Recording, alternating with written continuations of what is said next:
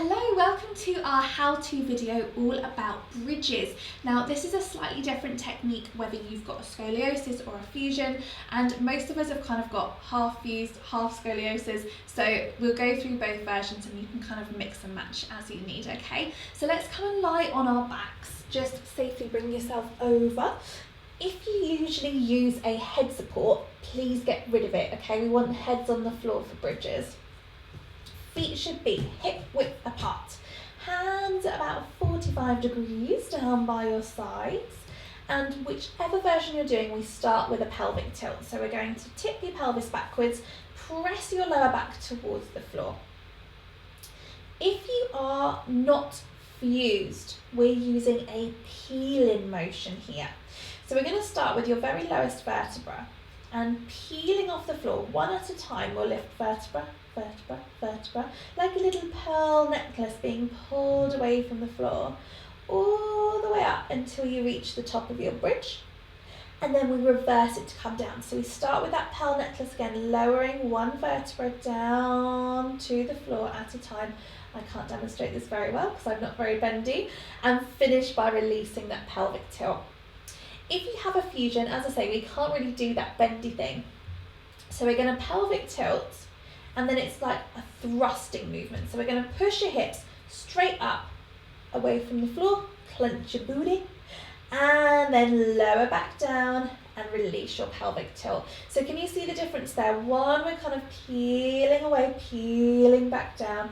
With fusions, we're thinking pelvic tilt, push, and back. Now, some of us, with our fusions, we will have kind of half fusion and then we've still got a bit of a curve at the bottom or the top. So that part of your spine, you will be able to get that peeling motion.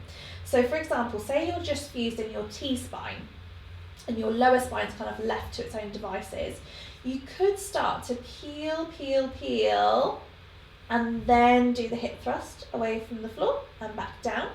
Or the other way round, you maybe want a pelvic tilt and lift those hips until you get to the more bendy part of your spine, and then focus on slowly moving one vertebra at a time. Good. So when we're thinking about bridges, whichever technique you're using to get up, at the top we're thinking abs and butt. So we're maintaining that pelvic tilt. At the top of the bridge, you should also feel your bottom clenching and your abs really working to scoop that pelvis under, even at the very top of your bridge. Knees and feet are staying hip width apart, and you're going to keep that pelvic tilt on as you return down as well.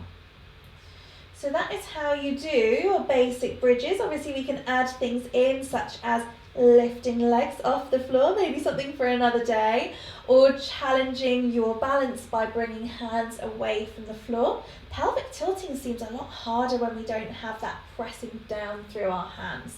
So just something to have a go at.